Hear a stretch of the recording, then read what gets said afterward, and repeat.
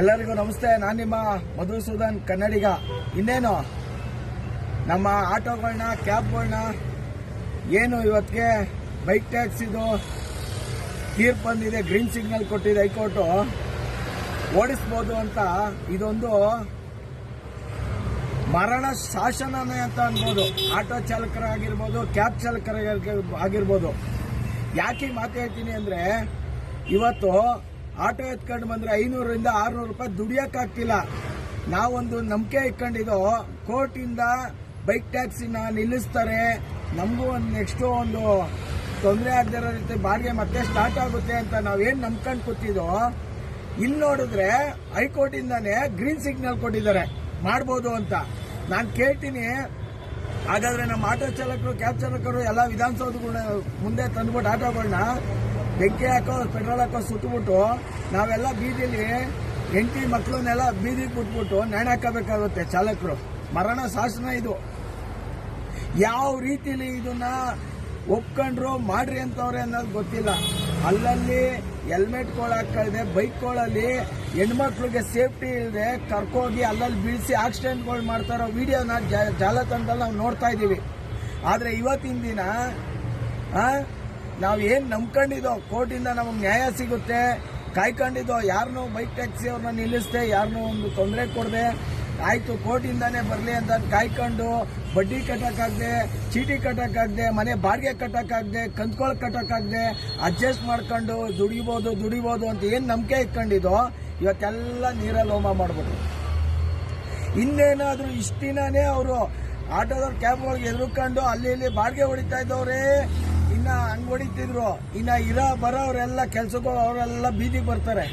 ಕೇರಳ ಗಾಡಿ ಎತ್ಕೊಂಡು, ತಮಿಳ್ನಾಡು ಗಾಡಿ ಎತ್ಕೊಂಡು, ಮತ್ತೊಂದು ಗಾಡಿ, ಆ ಗಾಡಿಗಳು ಎತ್ಕೊಂಡು, ನಂಬರ್ ಪ್ಲೇಟ್ ಇಲ್ದಿರೋ ಗಾಡಿ ಎತ್ಕೊಂಡು, ಡಾಕ್ಯುಮೆಂಟ್ಸ್ ಇಲ್ದಿರೋ ಗಾಡಿ ಎತ್ಕೊಂಡು, ವೈಟ್ ಬೋರ್ಡ್ ಗಾಡಿಗಳು ಎತ್ಕೊಂಡು ನೀವು ದುಡಿಯಕ್ಕೆ ಬಂದ್ಬಿಟ್ರೆ, ನಾವು ಟ್ಯಾಕ್ಸ್ ಕಟ್ಕೊಂಡು, ರೋಡ್ ಟ್ಯಾಕ್ಸ್ ಕಟ್ಕೊಂಡು, ಲಕ್ಷಾಂತರ ರೂಪಾಯಿ ಬಡ್ಡಿ ಕಟ್ಕೊಂಡು, ಸರ್ಕಾರಕ್ಕೆ ಎಲ್ಲ ರೀತಿಯಲ್ಲೂ ಅನುಕೂಲ ಮಾಡ್ಕೊಂಡು ನಾವಿಲ್ಲಿ ದುಡ್ಡು ಕೊಟ್ಟು ಗಾಡಿ ಓಡ್ಸಕ್ಕೆ ಬಂದಿರೋರು ನಮ್ಮ ಹೆಂಡತಿ ಮಕ್ಕಳನ್ನೆಲ್ಲ ಬೀದಿಗೆ ಬಿಟ್ಬಿಟ್ಟು ನಮ್ಮ ಆಟೋಗಳನ್ನೆಲ್ಲ ಸುಟ್ಟಾಕ್ಬಿಟ್ಟು ಬೀದಿಗೆ ಬರಬೇಕು.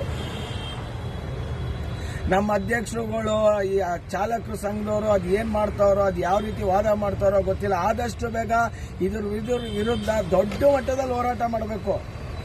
ಕರ್ನಾಟಕ ಬಂದು ಮಾಡಲೇಬೇಕು, ಯಾವುದೇ ಕಾರಣಕ್ಕೂ ಬಿಡಬಾರ್ದು. ಈ ಒಂದು ಮಸೂದೆನ, ಈ ಒಂದು ಏನು ಕೋರ್ಟಿಂದ ಆದೇಶ ಬಂದಿದೆ, ನಾವಂತೂ ಯಾವುದೇ ಆಟೋ ಚಾಲಕರು, ಯಾವುದೇ ಕ್ಯಾಬ್ ಚಾಲಕರು ಇದಕ್ಕೆ ಒಪ್ಪಕ್ಕೆ ರೆಡಿನೇ ಇಲ್ಲ.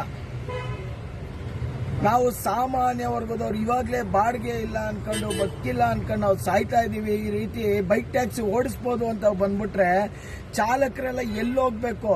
ಆಟೋನೇ ನಂಬ್ಕೊಂಡಿರೋರು, ಕ್ಯಾಬ್ನೇ ನಂಬ್ಕೊಂಡಿರೋರು, ಲಕ್ಷಾಂತರ ರೂಪಾಯಿ ಸಾಲ ಮಾಡ್ಕೊಂಡು ಇವತ್ತು 90% ಜನ ಆಟೋ ಚಾಲಕರು, ಕ್ಯಾಬ್ ಚಾಲಕರು ಸಾಲಗಾರರು.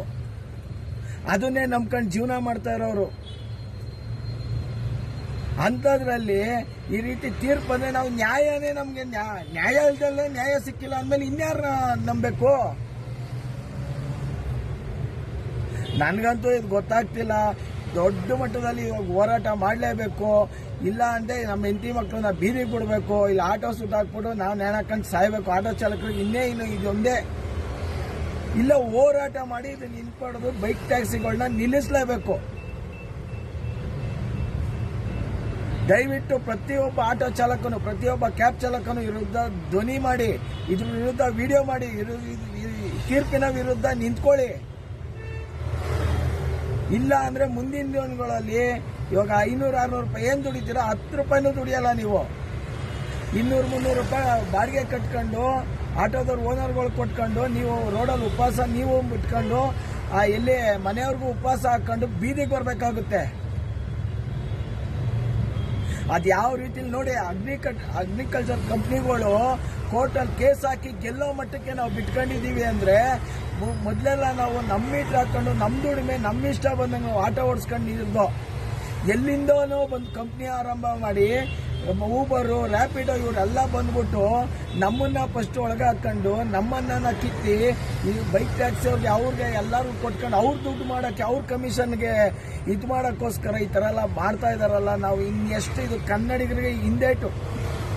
ಅಗ್ರಿಕಲ್ಚರ್ ಕಂಪ್ನಿಗಳು ನಮ್ಮ ಮೇಲೆ ಕೇಸ್ ಹಾಕಿ ಕೇಸ್ ಕೇಳ್ತಾರೆ ಅಂದರೆ ಯಾವ ಮಟ್ಟಕ್ಕೆ ನಾವಿದ್ದೀವಿ?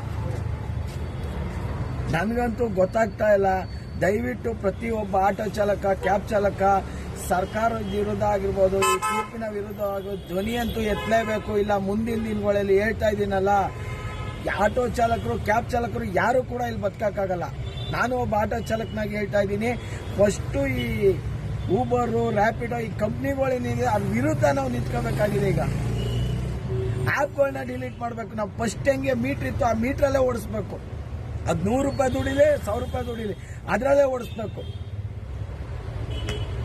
ದಯವಿಟ್ಟು ಸ್ನೇಹಿತರೆ, ಇದ್ರ ವಿರುದ್ಧ ನೀವು ಧ್ವನಿ ಇವತ್ತು ಮಾಡಲಿಲ್ಲ ಅಂದರೆ ಒಪ್ಕೊಂಡು ಮುಂದಿನ ದಿನಗಳಲ್ಲಿ ಎಲ್ಲ ಅನುಭವಿಸ್ಬೇಕಾಗುತ್ತೆ. ಇವಾಗ ನಮಗೆ ಸೋಲಾಗಿದೆ. ಇದ್ರ ವಿರುದ್ಧ ದಯವಿಟ್ಟು ಎಲ್ಲ ಚಾಲಕ ಒಕ್ಕೂಟ ಆಗಿರ್ಬೋದು, ಕನ್ನಡಪರ ಸಂಘಟನೆ ಆಗಿರ್ಬೋದು, ಎಲ್ಲ ಸಂಘಟನೆಗಳು ದಯವಿಟ್ಟು ಚಾಲಕರಿಗೆ ದಯವಿಟ್ಟು ಸಪೋರ್ಟ್ ಮಾಡಿ. ಚಾಲಕರನ್ನ ಕೈ ಬಿಡಬೇಡಿ. ಚಾಲಕರಿಂದನೇ ಇವತ್ತಿನ ದಿನ ಕರ್ನಾಟಕದಲ್ಲಿ ಇಷ್ಟೆಲ್ಲ ಅಭಿವೃದ್ಧಿಯಾಗ ಕಾರಣ. ದಯವಿಟ್ಟು ಇದ್ರ ವಿರುದ್ಧ ಧ್ವನಿ ಮಾಡಿ ಚಾಲಕರ ಪರ ನಿಂತ್ಕೊಳ್ಳಿ ಅಂತ ಈ ಮುಖಾಂತರ ಹೇಳ್ತೀನಿ.